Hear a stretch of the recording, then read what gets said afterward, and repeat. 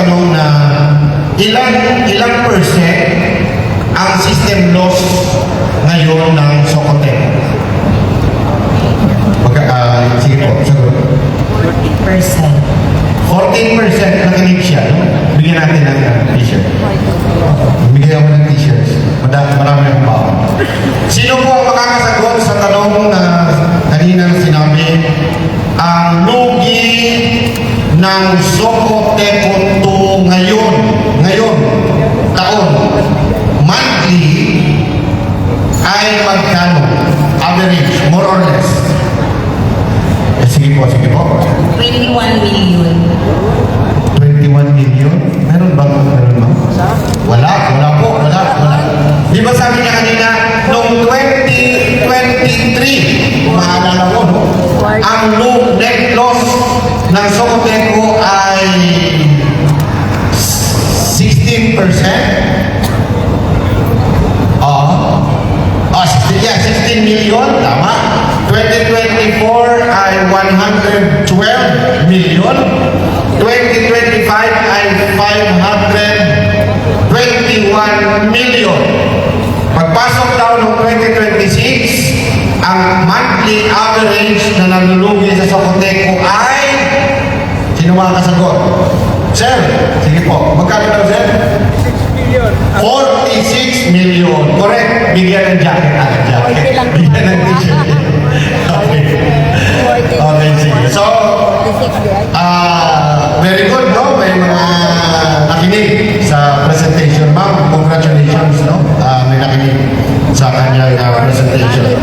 May isa pa siyang sinabi, gusto ko rin itanong. Sabi niya, nag-apply daw ng CAPEX, Capital Expenditures, sa ERC, ang Socoteco 2, mula noong 2015 hanggang ngayon ay hindi na-aprobahan. Magkano yung kanilang in-applyan CAPEX amount? Magkano? Matandaan nyo?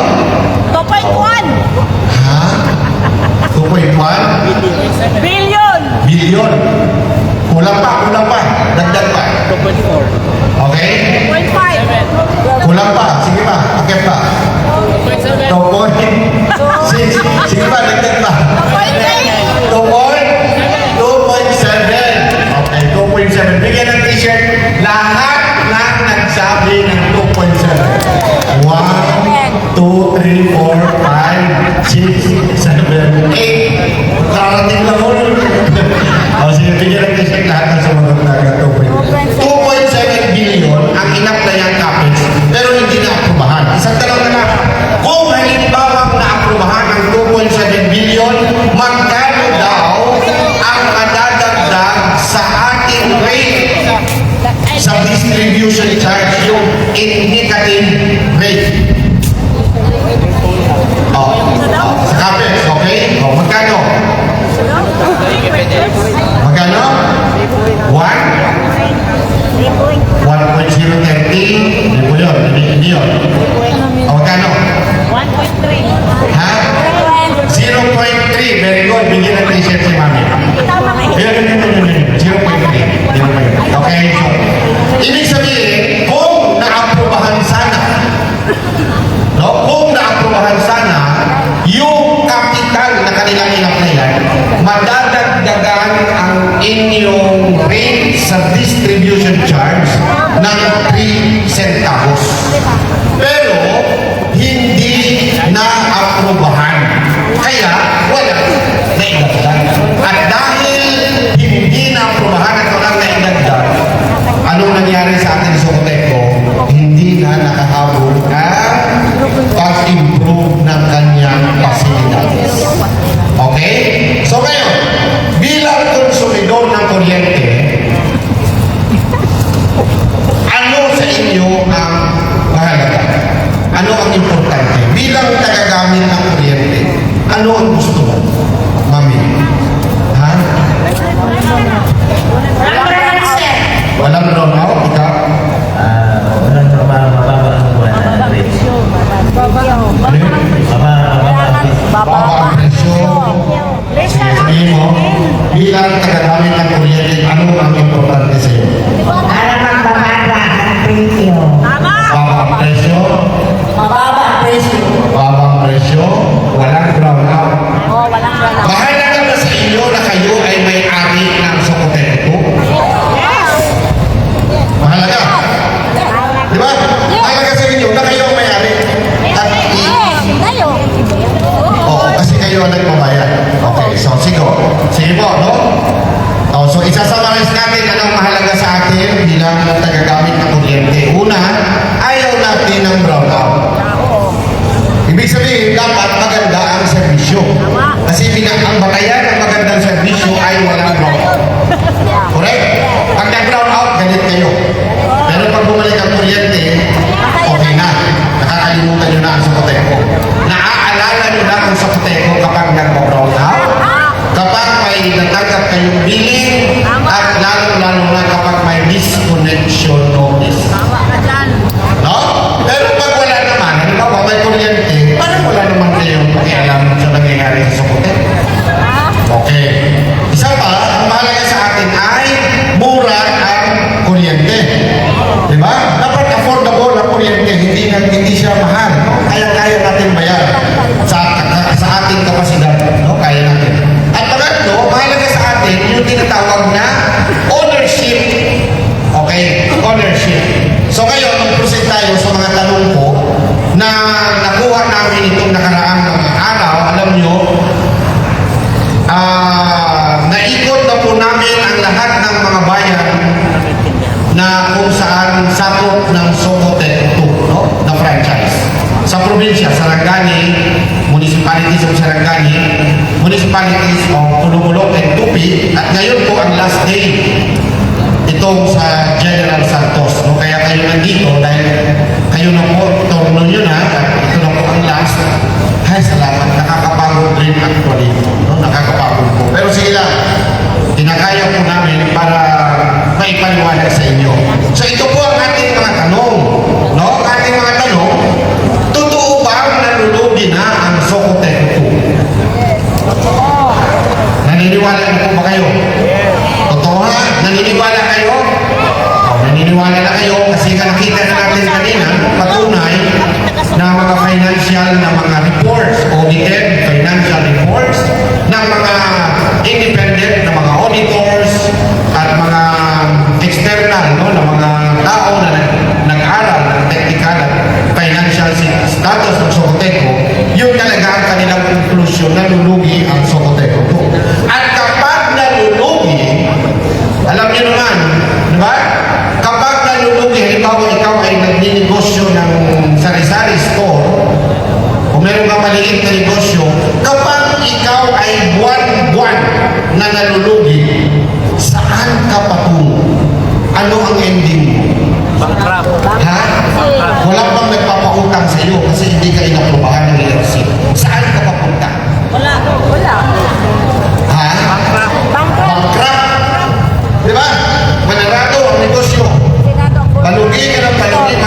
Grabe yung pagtaas ng lugi. No? From 16 million, naging 112, naging 500. Ano? From 12 million, naging 16 million, naging 100, naging 112, naging 516. 2025 na yung taon, 46 million na buwan-buwan. So kapag dire-diretso ang lugi, ang magiging ending, hindi tatagal mababangkrap ang negosyo. Pag nag-bankrupt ang negosyo, anong mangyayari sa tindahan mo? Masasarado.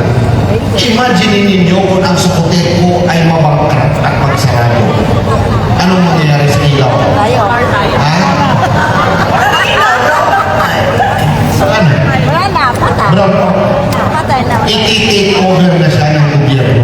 Pag i-take over ng gobyerno, anong mangyayari sa sinasabi niyong ownership? Di ba mahalaga sa inyo yung ownership? Wala na. Kukunin na yan ng gobyerno. Hindi na kayo ang may-ari. Okay? At yan po ang mga ayaw natin mangyayari. Kaya hahanapan po natin ng paraan at solusyon na huwag yan mangyari. Correct? Okay. So, ano itong joint venture? Anong sagutin natin mamaya? Bakit nag-propose ng joint venture ang Ignite Power sa Sokoteco 2? Bakit naman tinanggap ng Sokoteco 2 ang proposal ng Ignite Ano ba ang mga detalye ng conditional joint venture agreement na pinirmahan? Isang tanong yan, bakit pinirmahan? Diba? So, ipapaliwanag natin mamaya, mawawala ba ang Soroteco 2 kapag nagkaroon ng joint venture? Makinig kayo mamaya. Paliwanag natin, no? Next is, ang tanong ko, papindot po akong tanong. Ano ang mangyayari sa mga empleyado ng Soroteco 2 kapag nagkaroon ng joint venture? Nandito sila, no? Nakikinig sa atin. Gusto rin nilang malaman, baka may kamag-anak kayo na nagtatrabaho sa Soroteco 2. Anong mangyayari? Paano na ang mga utang ng Soroteco 2? Kasi marami po siyang inutang na nag-cause po ng stress sa kanyang kalagayan. Alam niyo, di ba, pag may utang, nakaka-stress. Naka-experience kayo na maya-maya may naniningil sa inyo, Bombay, asa, home credit, ano kayo mga inutang? Pag ang dami na umutang sa'yo, lalo na paggabi, hindi mo makatulog. May mag-text, may tatawag, may tatakot. 5, 6, no? May stress ka talaga. So, yun po. Sino ang gagastos para sa kailangang kapital kapag halimbawa natuloy ang joint venture at yung sinasabing kailangang kapital kanina na 2 billion per year? Sino ang maglalabas nun? Okay? So, paliwanag natin mamaya. Ito yung importanteng tanong. Kapag nag-joint venture, magpamahal ba ang presyo ng kuryente? O yun, tataas ba? Diba? Baba kamay. Okay. Isagutin natin ito eh. Ano ang pakinabang ninyo bilang mga miyembro, konsumidor, at may-ari? Okay, ano ang pakinabang niyan? Ano kailangan pa ba ang inyong approval? Okay? Ano ang legal basis dyan? Kailan at saan gaganapin ang pagdidesisyon ng approval at disapproval? Ng yes or no?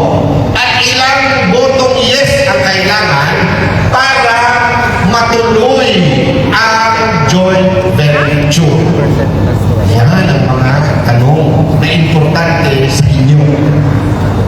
Base sa pag-iikot namin, yan po ang mga tanong. Kung meron pa kayong tanong mamaya na wala dyan, itanong nyo na. Hindi tayo uuwi na may naiwang tanong na hindi klaro sa atin. Kasi po ito ang magiging batayan ng inyong matalinong desisyon. Okay? At ito po, susubukan ko po itong maipaliwanag sa paraan na maiintindihan ninyo.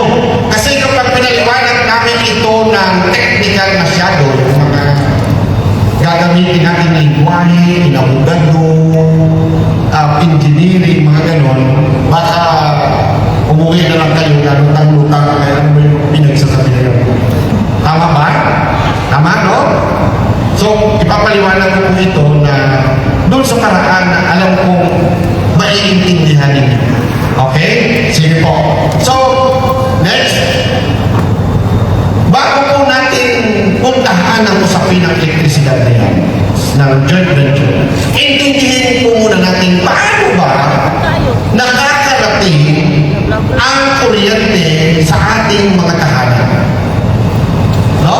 Saan ba yan nanggaling? At paano yan tumakbo? Kasi hindi nyo naman nakikita ang kuryente, di ba? Hindi po nakikita ang kuryente. No? Mararamdaman mo yan kapag nakuryente ka na. Pero hindi mo yan makikita. Okay, sige. Tuturuan ko kayo kahit paano educational to. No?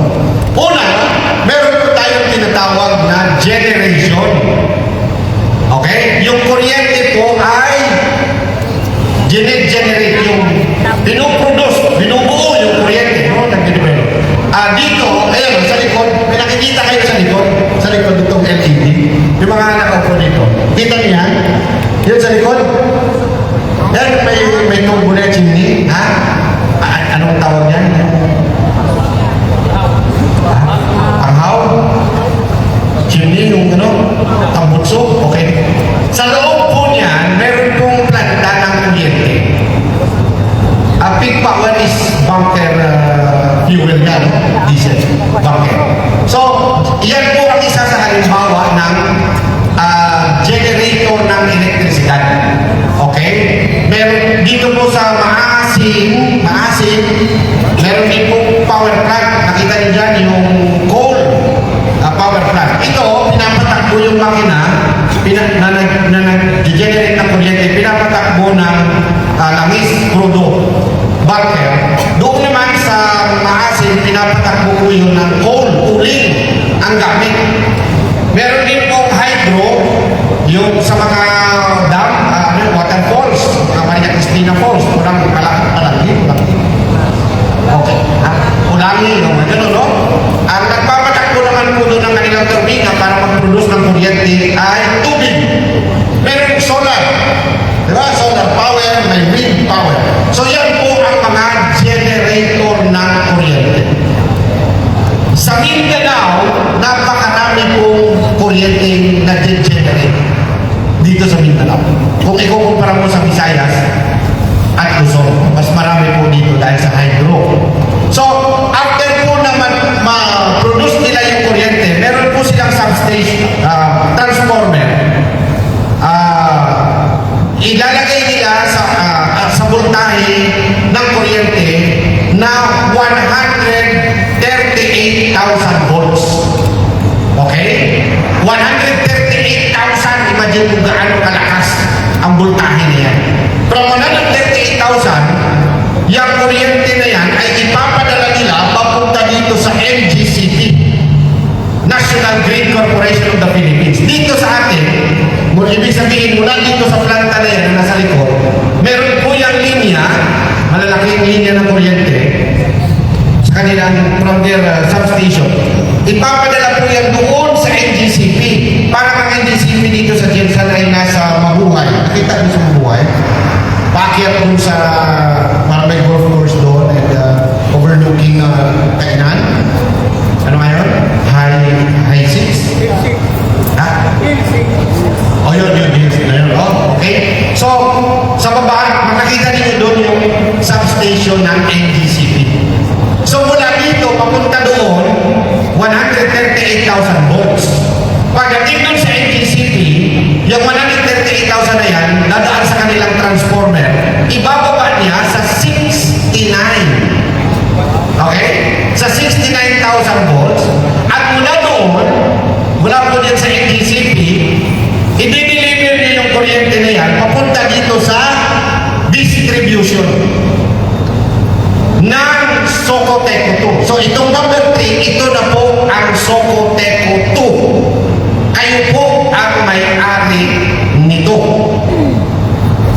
At isa sa mga halimbawa ng substation ay ang substation na nandiyan, papasok nyo sa gate, meron dyan mga transformer, yan po ang Apopong substation. Okay? So pagdating po dyan, meron din dyan transformer na mayroong capacity, hindi ko alam kung ilan, ay i-deliver naman ang kuryente, ibababa ang 69,000 volts, ibababa sa 13,200. Okay? Then from 13,200, yan po ay i-deliver niya yung mga kuryente na yan, ang voltahe, ipapadala niya dyan, tandaan dyan sa mga feeder primary lines natin, sasaluin yan ng mga maliliit na transformer. Sa harap ng bahay nyo, may mga transformer, nakita nyo, yung parang lata ng San Miguel, na kulay gray, may mga capacity yan, no? 75, 35, 50, 100, gano'n, no? So, sasaluin yan doon, at ang voltahe na 13,200 ay ibababa niya sa nominal voltage na 230 volts. Tama, engineer? No? 230 na lang, no? Pagdating sa distribution transformer. 230 nominal. At mula dyan, papasok yan sa bahay ninyo, doon ka na magsasaksak ng gamit mo. 220. Yan. No? Kaya 220. So imagine, ang pinanggalingan niya, 138,000 dumating sa bahay mo. 220 na lang. Grabe yung pinagdaanan ko ng kuryente. Ngayon, ito po, from generation to transmission, wala tayong problema. Marami tayong supply at na-i-deliver nila yan. From NGCP, papunta dito, wala rin itong problema. na i-deliver nila yung kuryente. Ang tanong pagdating dito sa atin sa distribution, kamusta naman ang ating distribution facilities? Ang ating substation? May papakita mo ba? Pakipasa mo nga. No, ito. Hindi mo muna. Yung muna. Okay, Apopong. Ito, advisory ng Apopong na inilabas noong nakaraang April 22, nung nakaraan lang, nung mainit. Sabi ng Sakotay Kuto, mayroon daw ang nangyaring unscheduled power interruption. Yung bang hindi naka-schedule, biglang nag-brown out. Ibig sabihin nun, unscheduled, no? Nag-brown out. Bakit? Nawalan ng kuryente ang lahat ng feeders 1 to 1 to 1 to 9. Yung mga primary line, walang kuryente maipabigay. Bakit? Overloading of the 35 MVA transformer at Apopong substation. Naintindihan ang ibig sabihin? Ang ibig sabihin, nag-brown out noong panahon na yun dahil nag-overload yung Apopong na substation. Ibig sabihin, hindi niya na kinaya yung dami ng kuryente nakakunik at ginagamit sa na siniservisyohan niya. Okay? Dahil dyan, na-overload. Parang saksakan yung inyong saksakan. Pag maraming nakasaksak yan, sa sakot yan, may capacity kasi. Ang capacity niya ay 35 MVA. Megawatt amperes. Next, noong April 23, next day, magkasunod the following day, ano nangyari? May nangyaring emergency power interruption. Ibig sabihin, nakita ng ating mga engineers na kailangan patayin kaagad ang kuryente. Kailangan daw magkaroon ng shut-off emergency. Bakit? Kasi, ang sabi, magsasagawa ng load shedding due to, nakikita niyo ba? Load shedding due to overloading. Load sharing. Nakuha niyo? Ito hindi na siya unscheduled. Ito po ay nakita nila, na-detect nila, but ang resulta shutdown, iba-brown out kasi nag-o-overload. Wow! Next day, April 24. Sunod-sunod yan ha, tatlong araw to. Baka hindi nyo na-realize. Nangyari. April 24, anong sabi? Mag-emergency power interruption na naman. Sabihin, ibang-brown out na naman daw nila. Naglabas sila ng advisory, mga consumers na Apopong substation. Ibang-brown out natin, emergency. Bakit? Load transfer due to overloading. Hindi niya yung load, babawasan na daw nila ang load. Kasi overloaded na naman. Ibig sabihin yung ibang customer nila, tatanggalin na nila. Huwag ka na dito kasi na-overload ako. So saan? Doon ka naman sa kabila. Ano ang ibig sabihin? Ang Apopong substation ay na-overloading. At dahil na-overload, nagba-brown out tayo. Gusto nyo ba ng brown out? Hindi. Sabi nyo kanina, sana walang brown out. Pag may brown out, ibig sabihin hindi maganda ka service. So yan po ang ating kalagayan. Sir Titi, ano pa yung ibang substation natin na nag-overload? Meron pa kayo dyan? Ha? Yun. Maliban po sa Apopong, meron pa pong 6 na mga substation sa buong franchise area ang nag-o-overload. Mayat-maya nag-brown out kasi nag-o-overload. Kapag nag-o-overload, ang solusyon mo po dyan, halimbawa ito, 35 MVA, para hindi mag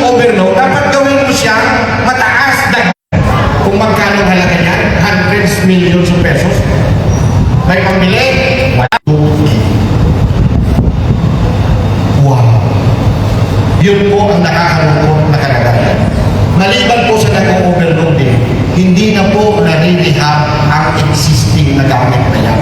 Alam niyo, ang gamit po natin na yan, tumatanda yan, hindi po yan immortal. Wala pong forever sa substation, walang forever sa linya, walang forever sa transformer. Ang may forever lang ay ang pagmamahalan ninyo ng asawa mo. Totoo ba yun? Ha? Wala rin forever? O kahit? Kahit nga forever. So, ibig sabihin, nag-i-expire po yan, nagluluma, napupuno, nababala. Mainitan ka, maulan, ginagamit ka pa. Naku, kahit naman siguro babae, no? So, yan po kalagayan natin, no? Ito, may isa pong substation, hindi nyo lang alam, sa Kiamba. Tingnan nyo yung itsura ng substation nyo. Sa ibang lugar, yan, sa Kiamba.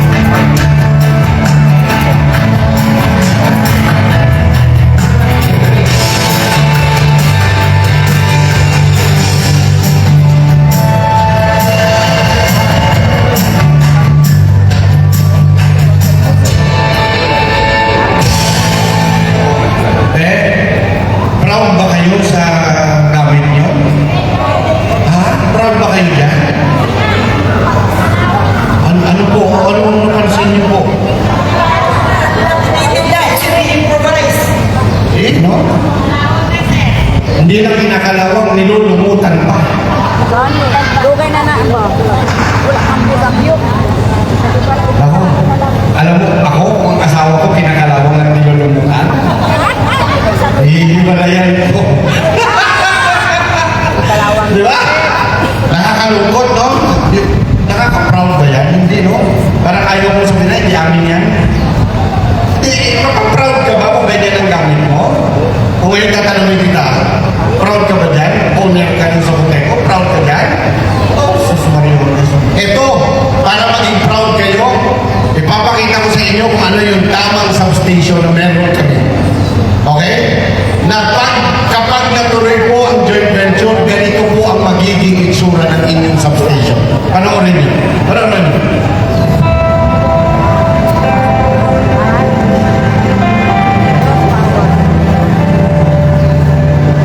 Salud na Guardiano.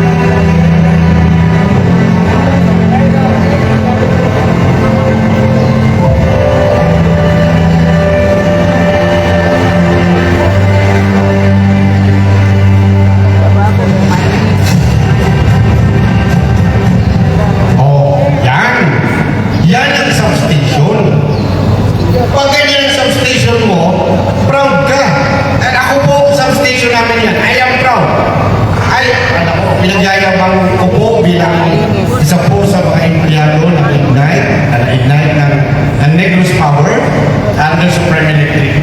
Very proud po kami sa substation namin. Okay? So, napakalinis, walang kalawang, walang lumot, walang mga aso, walang pusa. May nakita ko yung mga damo, mga basura, wala, malinis, madyado, secure. Bakit? Vital installation yan. Kapag yan po ay sinabutahe, no? Kapag yan ay dumamay, makulong, sira ulo, biglang batuhin. Pag may sumabog na may nasira isang gamit yan, knock-out ang buong lugar. Kaya yan po ay dapat secure, nakabakod, may gwardiya, malinis, na walang mag-i-intro na magiging dahilan ng trauma. Okay? So yan po ang substation namin. Ngayon, dahil po dyan, kasi sanay kami sa ganong kalidad ng gamit, modernized. Napansin namin ang kalagayan dito sa Socoteco. Yung kalagayan yung napansin. Nakita po namin ang inyong kalagayan. Ihalimbawa na lang po natin na ang Socoteco ay isang babaeng dalaga. Isang dalaga na maganda. Na maganda. Alam niyo, si Socoteco po, nakakalungkot ang nangyari. Pinaliwanag kanina, no? Background. Noong una, triple A. Ngayon, B na lang. Pag sinabi po, pag sa babae, sa amin nila, Director, sino ang Director ng mga doon? Joke lang. Magalit si Moses. Okay. Kapag kami po ay naghahanap ng magandang babae, pag sinabi pong class A, sobrang ganda nyo, ang listahin nyo. Ano, saya-saya na namin ang makakita. Lalo na kung triple A. Di ba? Ano na yun? Miss Philippines na yun. No? Miss Philippines na. So parang ganun po ang inyong anak, ang inyong Socoteco noong unang panahon. Miss Philippines. Role model ng mga electric co-op sa buong Pilipinas. Ha? Grabe. Nakalap ka yan. Kaya lang, nakakalungkot. Bakit? Kasi napabayaan. Nag-Lucian daw. Sa pagtagal ng panahon, ngayon, 49 years old na siya. Nakakalungkot. Bakit? Bumagsak yung kanyang classification sa B. Bumagsak. Ibig sabihin, nagkaroon na siya ng mga sintomas ng malalang sakit. Symptoms. Hindi po natin sinasabing may sakit na siya. Pero, mataas na ang kanyang blood sugar, mataas na ang kanyang cholesterol, uric acid, may UTI pa. Yung kanyang blood pressure, akyat pa ba? Nakuha nyo? Pero, pwede pa po siyang mag-agapan. Pwede pa siyang ipagamot at maibalik ang kanyang sigla na maging isang muling triple A. Ang ganda. Pwede pa po. Okay? Pwede pa. Kaya kami, nakita namin siya, ang sabi namin sa kanya, nag-propose po kami. Kami po ang nanligaw. Tandaan nyo, hindi po pumunta sa amin ang inyong mga direktor, ang Socoteco po.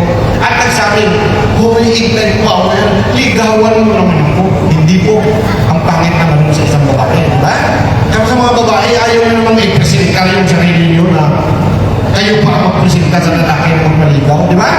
Hindi po. Kami po ang nakakita sa inyong anak na si Socoteco. At ang sabi namin sa kanya, Socoteco, ang ganda mo, may dinaramdam ka yung mga sintomas ng sakit. At babae, hindi mo naman pwedeng sagutin ang dalawa. Correct?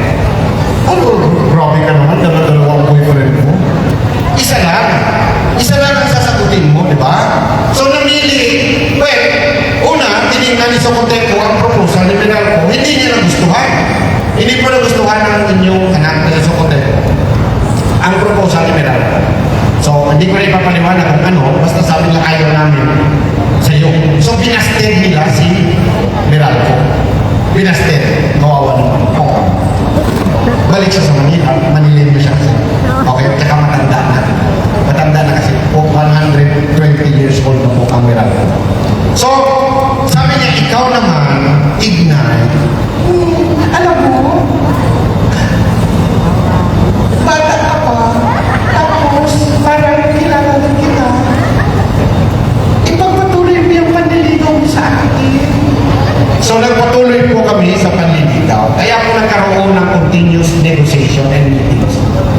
Okay? At noong nakaraang July 23, tandaan nyo, pinakita kanina, noong July 23, ay sinagot na po kami ng inyong anak na si Soko Ekoku.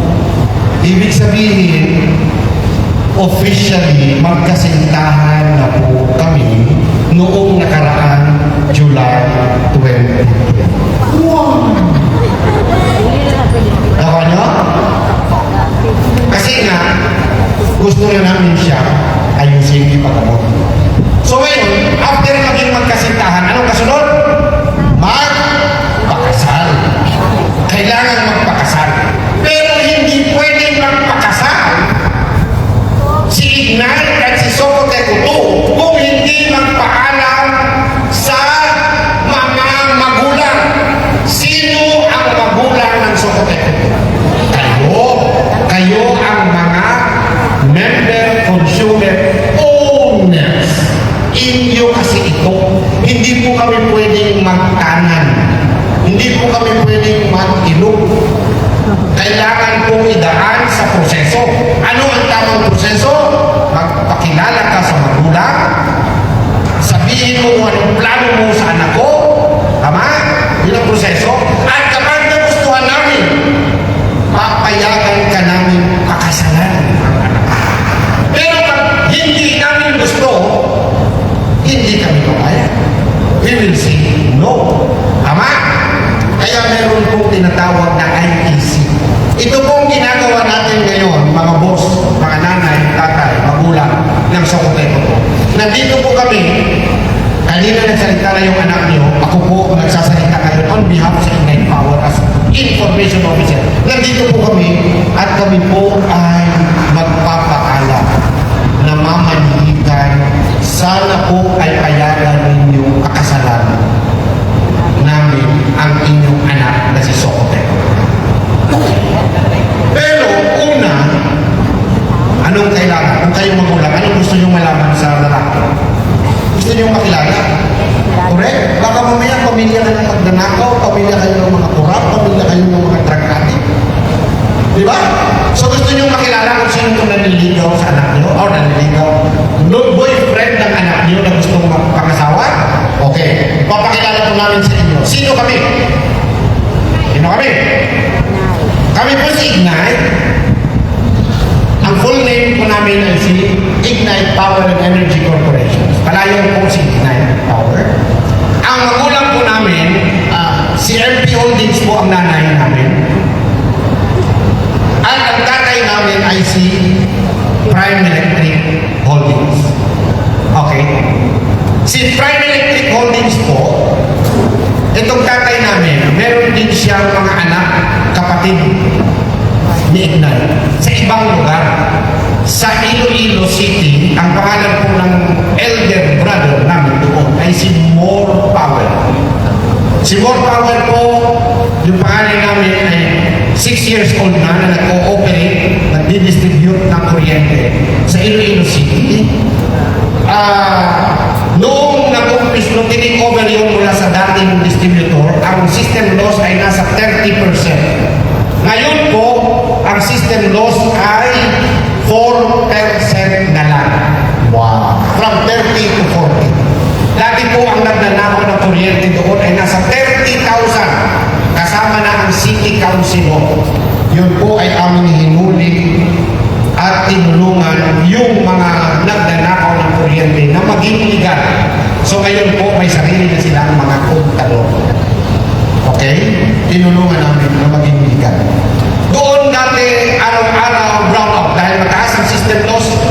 Every day, 3 hours, 5 hours brownout ang na-experience ng consumer. Ngayon po, as of last weekend, umuwi ako doon, ang report ng aming engineering, ang amin pong incident ng brownout bawat taon ay umaabot na lamang sa 1.41%. I mean, 1.41 times. O i-round up na natin sa dalawa. 2. Ibig sabihin, 2 beses na lamang po na nakaka-experience ng brownout ang consumer namin sa Iloilo City sa isang taon. Na-realize din? 2 beses sa isang taon. Wow! Kayo, ilang beses nakaka-experience ng brownout? Ha? Every day ka ba? Kahapon, ilang beses? Kadalawa ka ng kahapon. Kung sa amin po, yung 2 na yan, good for 1 year na yan. Kota ka na. Okay? At kung mag-brown out man doon, tumatagal lamang po ng 46 minutes. Kung mag-brown out na. Yun po ang mai-experience ng average ng mga consumers. The average duration of power interruption ay 46 minutes sa isang taon at 2 beses mararanasan ng customer ng consumer. Ganun po sa amin po.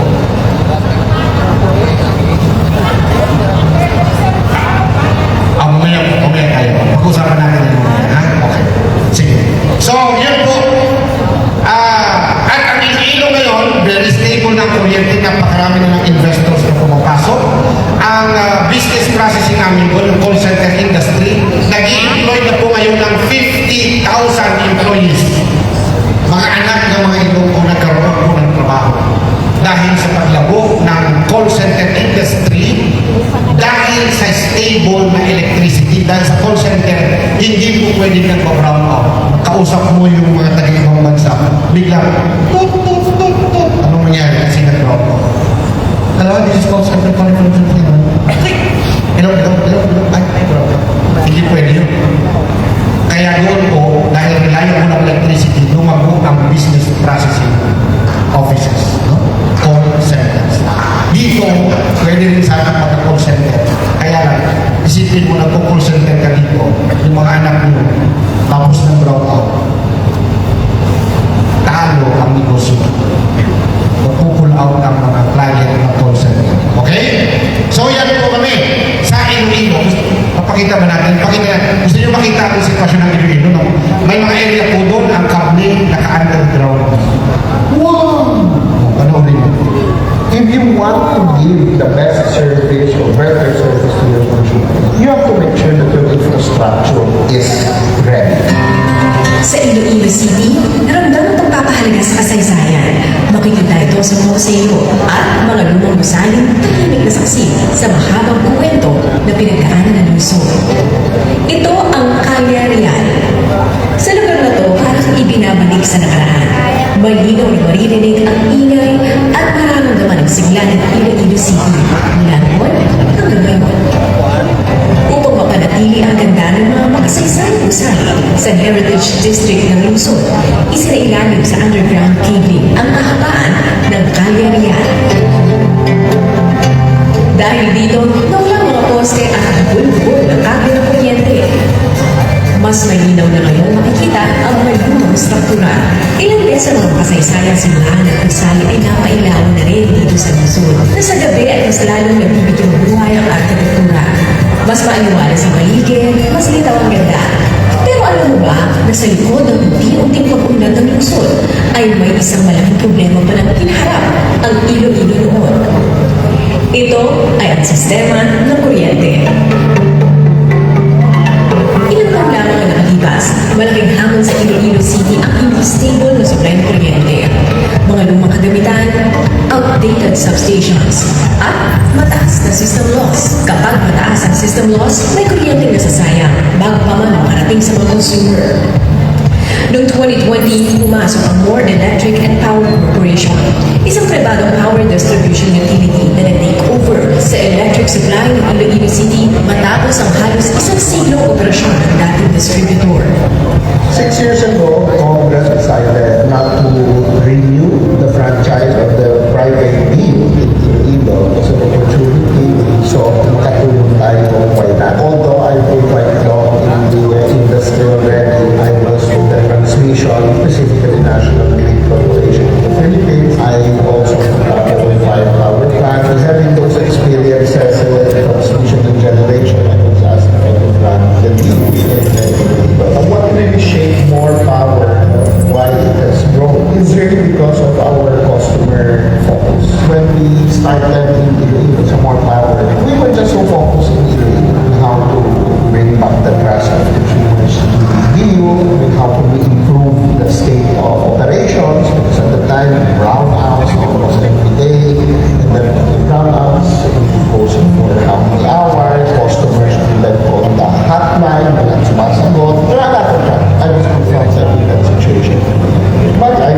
satisfying customers in all aspects. Kasi sabi ko, trabaho na. Almost 80-85% is related to facilities. There's no magic.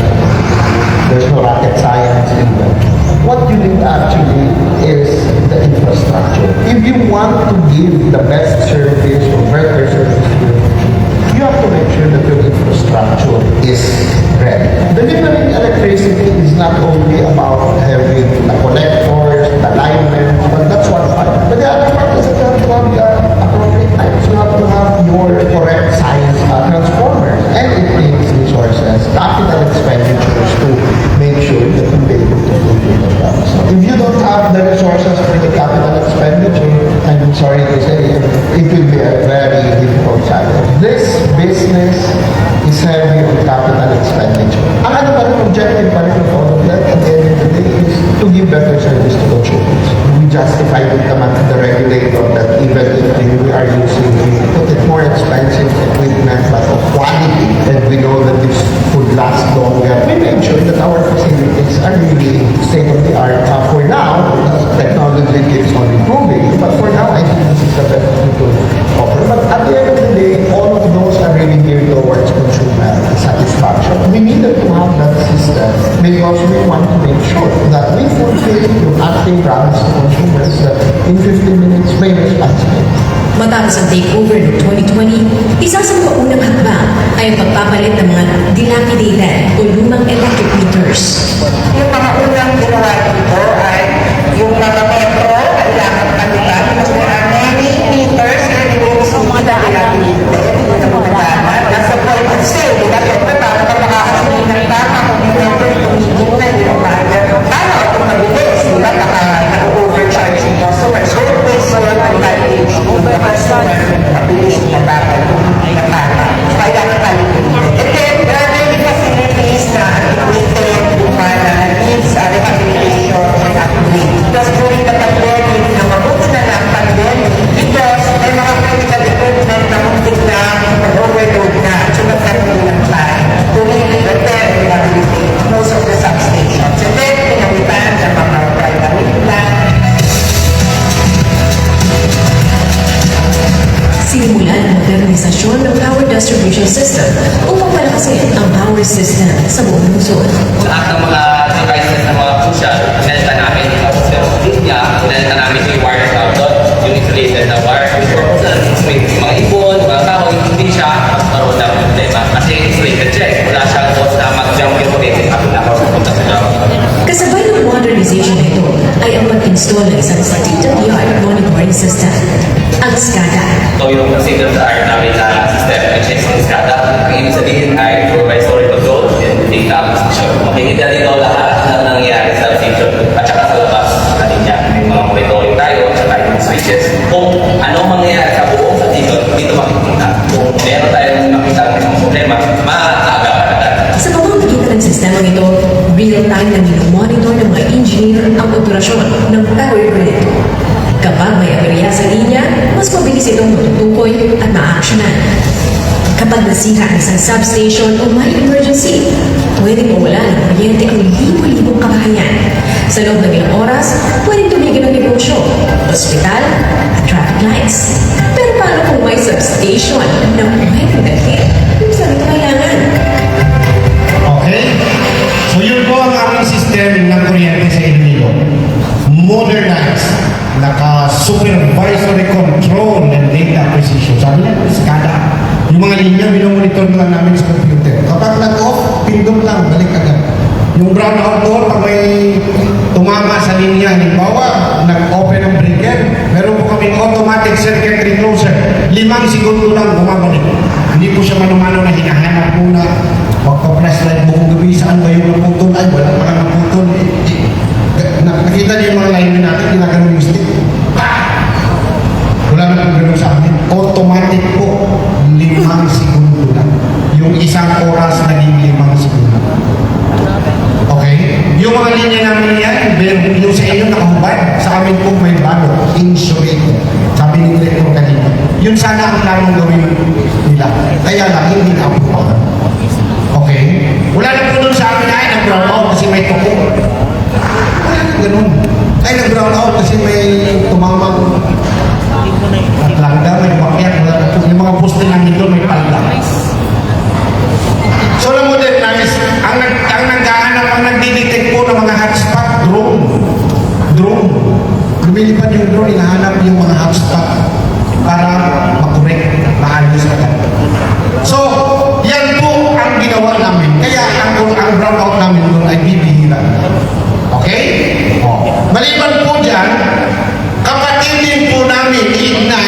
Negros Power, yung nakita niyo kanina,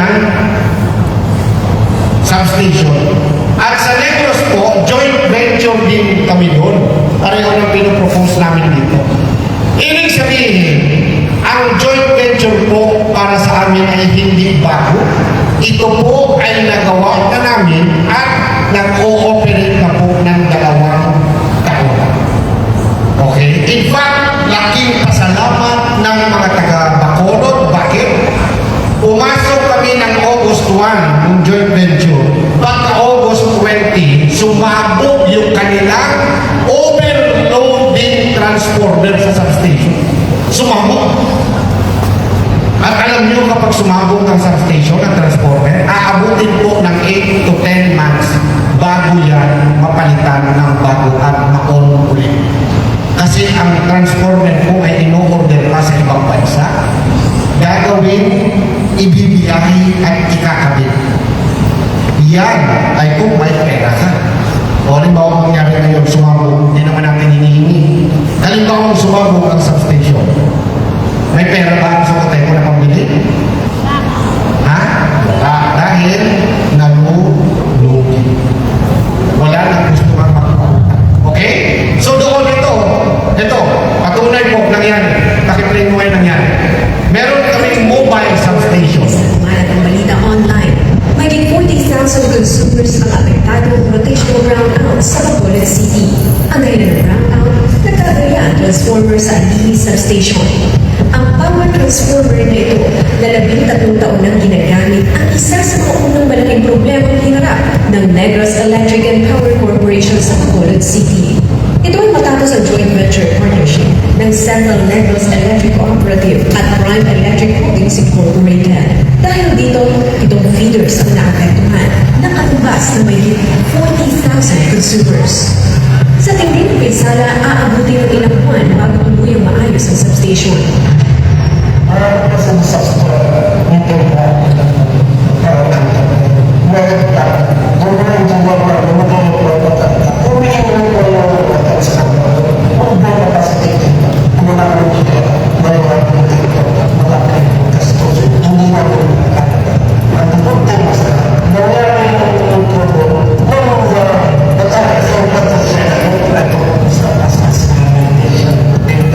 Upang maiwasan ang matagal na pagkawala ng kuryente, nagpatupad ng mga emergency measures ang Negros Power.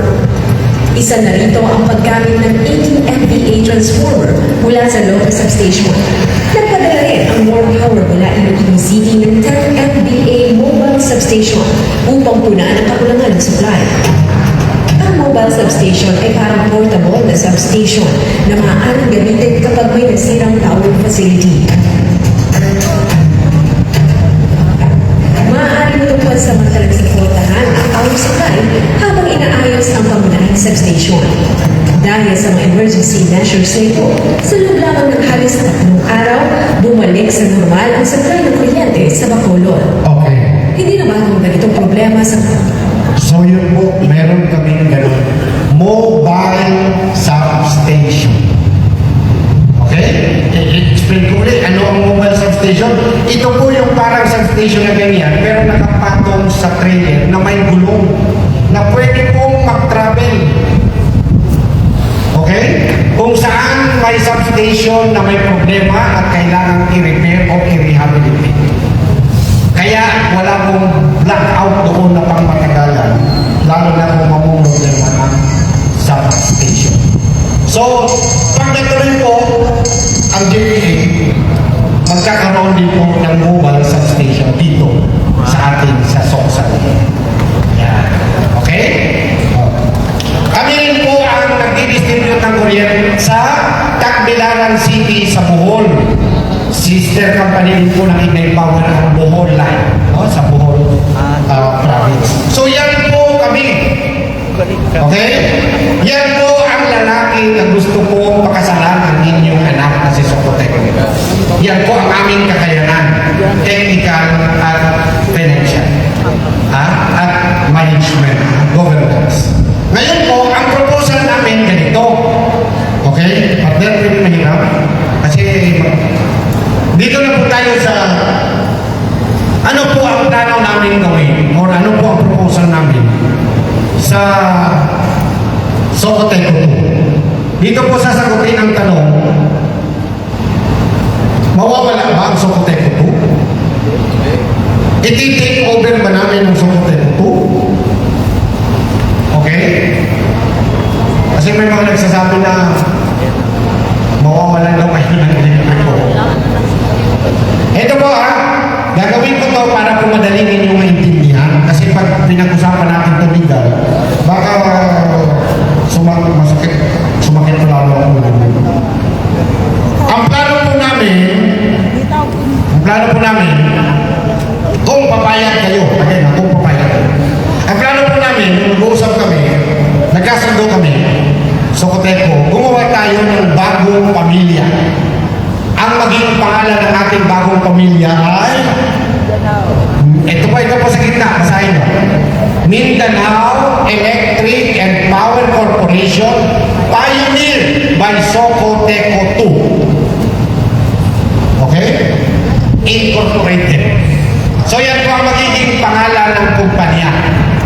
Mindanao Electric and Power Corporation, pioneered by Socoteco 2. Yung Socoteco 2 ay nandoon pa rin.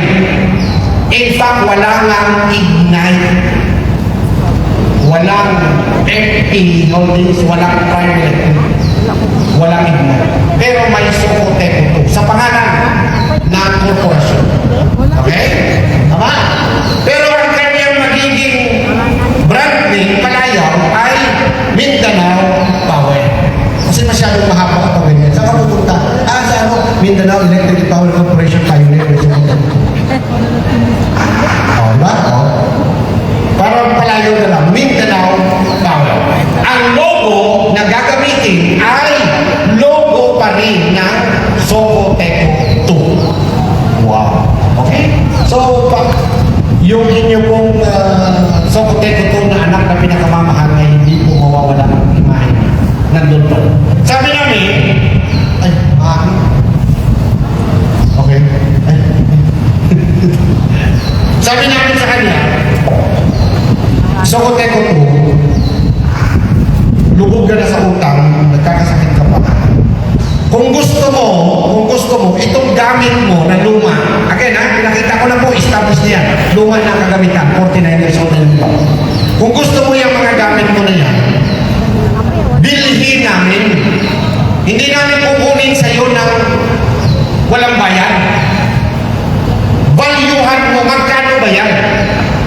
Bibilhin namin. Ma'am Jess, magkano nga Ma'am Jess? Ang asset? 5 billion pesos ang halaga ng distribution asset. Pag sinabi natin distribution assets, substation, linya, poste, transformer, kontador. Hindi po kasama ang building, ang lupa, hindi. Yung lupa na tinatayuan ng substation. Pero itong lupa na to hindi po kasama. Okay? Yung power plant na yan, balang araw, kanina ang may-ari yan, hindi po yan kasama. Okay? So sabi namin, kung ang halaga niya ay 5 billion pesos, babayaran ka namin ng 70% cash. Magkano ang 70% ng 5 billion? More or less, 3.5 billion pesos. Ilagay natin yan dito sa ating bagong pamilya na Mindanao Power.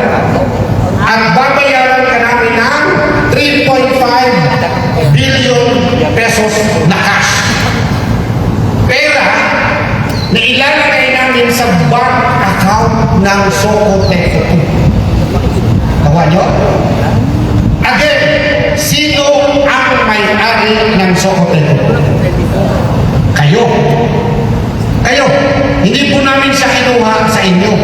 Ano po ang ating tinransfer? Ang gamit. Hindi po ang Socoteco 2. Nilagay natin ang gamit dito sa Mindanao Power. Ang 30%, kasi 100, diba? 70% cash, ang 30% ay magiging share ng Socoteco 2 na kayo rin ang may-ari. Magiging share sa Mindanao Power.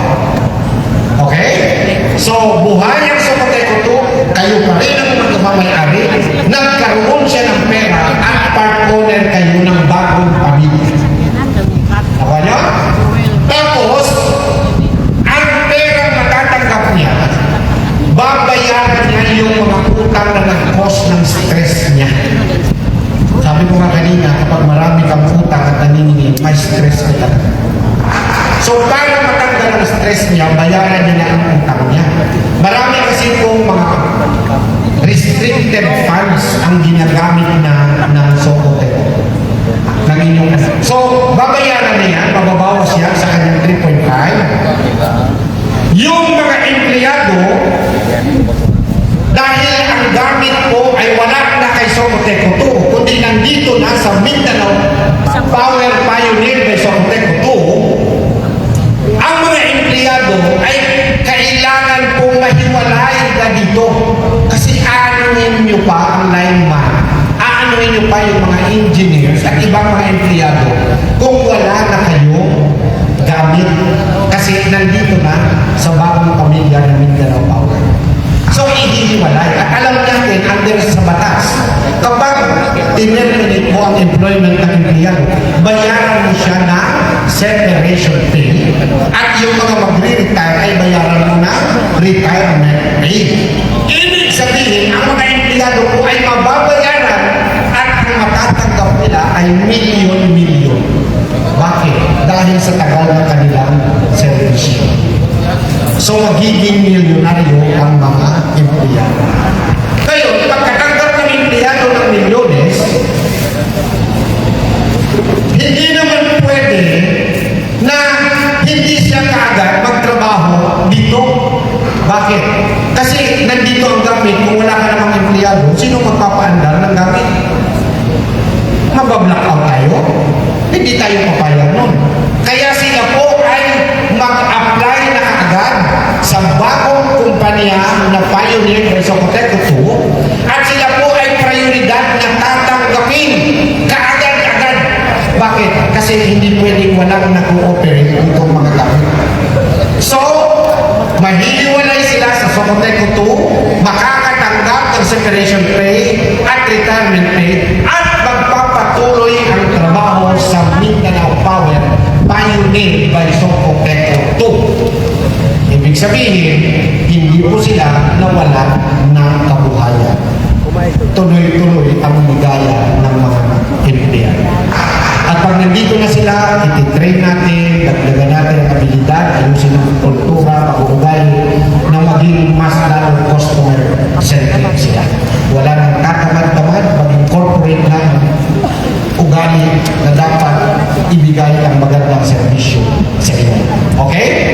So, mababawas po yan sa pera, pero hindi po makakaubos ng 3.5 billion yan. Marami pa po maiiwang pera sa account ng Socoteco. Inyo pa rin ang Socoteco. Now, ngayon, dahil nandito na ang gamit, ang commitment po namin, kami na ang gagastos sa pag-rehabilitate at modernize nitong mga lumang kagamitan. Kami na po ang maglalabas na kapital, magkano sabi? 2 billion per year. Hindi po kayo magko-contribute kahit sintimo. Kahit sintimo. Mag-i-enjoy na lang po kayo ng unti-unting pagganda ng servisyo. Okay? Bakit? Kasi babaguhin natin ang mga gamit, ang mga luma, i-rehab mo, modernize. Kapag ganyan po yung nararanasan ng Iloilo, ay mararanasan nyo na rin. Okay? Bigyan lang ang plot out kung mag-round na mabilis na balik. So yun po ang aming plano mangyari. At dahil dyan, maganda na ang kuryente, anong napasok ng mga investors, gamit na kayo ng gamit ng kuryente, tataas ang sales ng electricity ng Mindanao Power at Socoteco, Pioneer by Socoteco. Okay? Tataas ang sales, kikita ang Mindanao Power at darating ang araw, maghahatian po ang Mindanao Power. 30% mapupunta kay Socoteco 2, 70% mapupunta kay Ignite Power. Kikita na naman ang Mindanao Power. After ilang taon, maghahatian na naman sila. 30% sa iyo, my love. 70% sa akin. Okay na kayo? Again, sino ang may-ari ng Socoteco 2 na nakakatanggap